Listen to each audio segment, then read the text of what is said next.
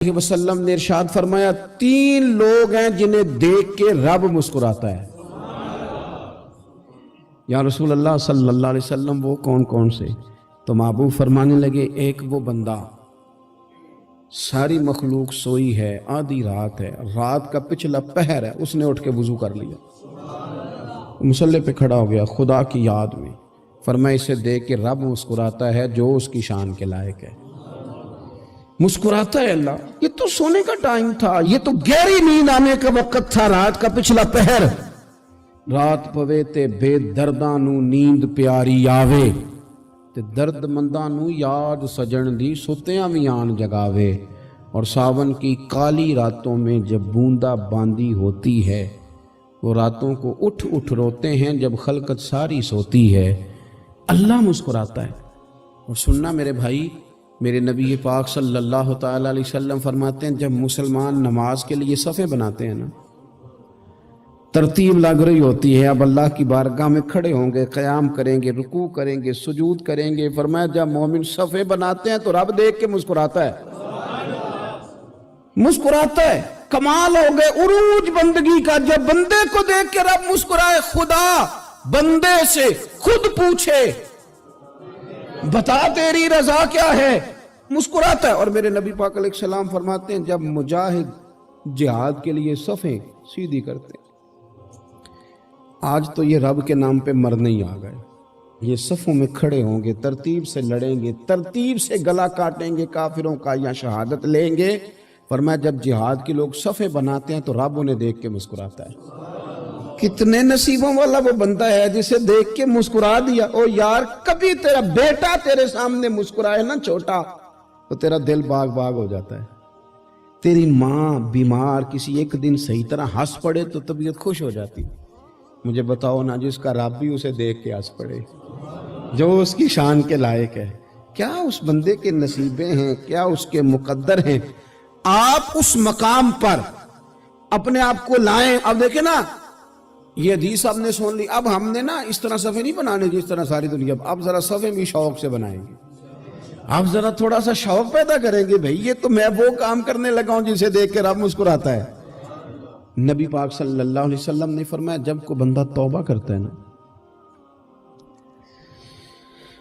ہم توبہ کا رٹا لگاتے ہیں، یا اللہ میری توبہ یا اللہ۔ اور توبہ کا تو مطلب یہ ہے کہ پچھلے گناہوں سے پکی توبہ، آج کے بعد یہ غلطی نہ کرنے کا پکا وعدہ۔ تو نے ساری شب برات رو کے گزاری ہے، بتا سویرے جھوٹ جوڑنے کا ارادہ ہے تیرا؟ آج کے بعد رشوت تو نہیں نہ لے گا، ملاوٹ تو نہیں نہ کرے گا، یہ توبہ ہے۔ اور اگر سارے کام اسی طرح کرنے تو پھر یہ توبہ کا رٹا ہے، جتنا مرضی لگاؤ۔ حضرت علی بن ربیعہ رضی اللہ تعالیٰ عنہ فرماتے ہیں میں مولا علی کے ساتھ تھا، مقام حرہ کی طرف جا رہے تھے، حضرت علی نے ہاتھ اٹھا کے دعا مانگی ہماری تعلیم کے لیے، ورنہ حضرت علی ہم صحابہ کو محفوظ عن الخطا تو مانتے ہیں نا۔ ہاتھ اٹھا کے کہا اے اللہ ہمارے گناہ بخش دے، تیرے علاوہ کوئی معاف کرنے والا نہیں۔ اور پھر حضرت علی آسمان کی طرف دیکھا اور دیکھ کے نا حضرت علی بن ربیعہ کو تو مسکرائے۔ حضرت علی بن ربیعہ کہنے لگے حضور مسکرائے کیوں ہو؟ فرمانے لگے ایک دن میں حضور کے ساتھ اسی طرح آیا تھا، اسی طرح حضور نے دعا فرمائی تھی ہماری تعلیم کے لیے، اور پھر حضور مجھے دیکھ کے مسکرائے تھے اور فرمایا جب کوئی بندہ رب کی بارگاہ میں اس طرح استغفار کرتا ہے تو رب مسکراتا ہے، اور مسکرا کے فرماتا دیکھ لو میرے بندوں کو پتا ہے کہ میرے علاوہ معاف کرنے والا کوئی نہیں، انہیں پتا ہے، تم اس کی بارگاہ میں رجوع تو لاؤ، آؤ تو صحیح دو آنسو لے کر۔ اقبال کہتے ہیں کہ موتی سمجھ کے شان کریمی نے چن لیا، قطرے جو گرے میرے ار کے انفعال کے، دو میں نے آنسو بہائے تھے تو اس کے کرم نے تو موتی سمجھ کے چن لیا۔ سنو نا حضور اس استغفار کو، اللہ کو یار رات کو توبہ کر کے سونا چاہیے ہمیں۔ کچھ غلطیاں ہم کرنا نہیں چاہتے پر ہم سے ہو جاتی ہیں، کچھ دل ہم توڑنا نہیں چاہتے پر وہ ٹوٹ جاتے ہیں، ہماری مجبوری ہوتی ہے ٹوٹ جاتے ہیں۔ رات کو اس کی بارگاہ میں ہاتھ باندھ کے کشکول طلب دراز کر کے خوب استغفار پڑھنا چاہیے کہ مالک بندے ہیں نا کیا کریں، نفس کا ساتھ ہے، دنیا کا ساتھ ہے، خواہشات نفسانیہ، مالک معاف کر دے۔ درد سے توبہ، رسم نہ ہو، کہانی نہ ہو، لفظ نہ ہو، جملے نہ ہو، اور جناب ایسے لوگوں کے بیچ بڑے ہاتھ باندھ کے اور بڑا کوئی ضرورت نہیں، آپ اکیلے اپنی چارپائی پہ بستر کے اندر منہ دے کے بھی درد سے کہیں گے نا معاف کر دے تو وہ تو مہربانی بڑا ہے۔ میرے نبی پاک صلی اللہ علیہ وسلم مثال دیتے ہیں، فرمایا ایک آدمی صحرا میں جا رہا، صحابہ سے حضور خطاب کر رہے ہیں، فرمایا ایک آدمی صحرا میں جا رہا تھا، اس نے اپنی اونٹنی پہ کھانا پانی پیسے ہر چیز رکھی ہوئی تھی، صحرا تھا بہت بڑا، درمیان صحرا کے گیا تو تھوڑا سا سستانے کے لیے آرام کرنے کے لیے اونٹنی سے نیچے اترا، اب اس نے اونٹنی کی لگام اونٹنی کی نکیل اپنے سرہانے کے نیچے رکھی، ہاتھ کے ساتھ پکڑی اور سو گیا۔ تھوڑی ہی دیر کے بعد جب اس کی آنکھ کھلی تو دیکھا اونٹنی غائب ہے۔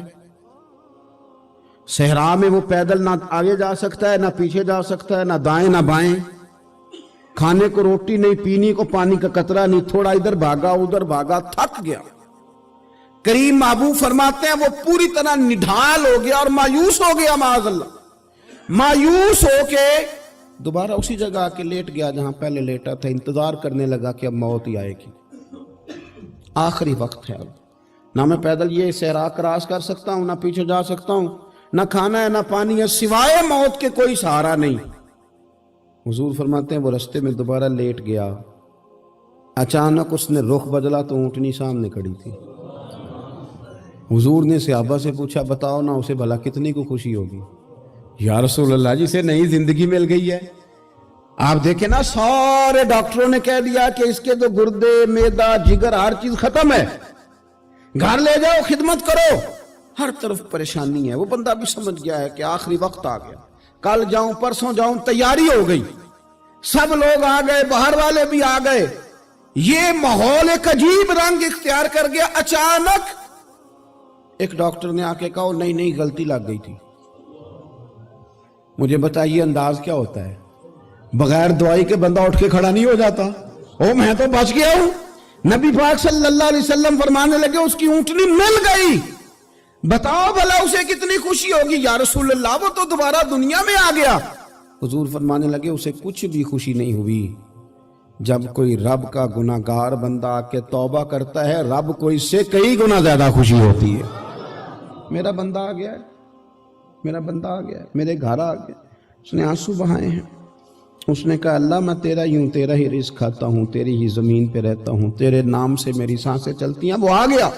فرمایا اس اونٹنی والے سے زیادہ رب کو خوشی ہوتی ہے جب گناہگار آ کے توبہ کرتے۔ گناہگاروں کے آنسو اس کی بارگاہ میں بڑے مقبول ہیں، لیکن ہم رسم ادا کرتے ہیں، توبہ نہیں کرتے۔ ہم اپنے آپ کے ساتھ دھوکہ کرتے ہیں، جھوٹ بولتے ہیں۔ ہم بندہ کوئی ناراض ہو جائے تو ہمیں کو نہیں نیند آتی، اس کے گھر چلے جاتے ہیں۔ ہم اپنے سارے رشتوں کو تعلقات کو مینٹین کر کے رکھنے کے عادی ہیں۔ ہمیں پتہ ہے کہ وہاں میں نہیں جا سکا تو بیٹا بھیجتا ہوں، فلاں شادی پہ میں نہیں جا سکا تو بھتیجا بھیجتا ہوں، بھائی بھیجتا ہوں، ہر تعلق کا ہم نے خیال رکھا کوئی روٹھ نہ جائے۔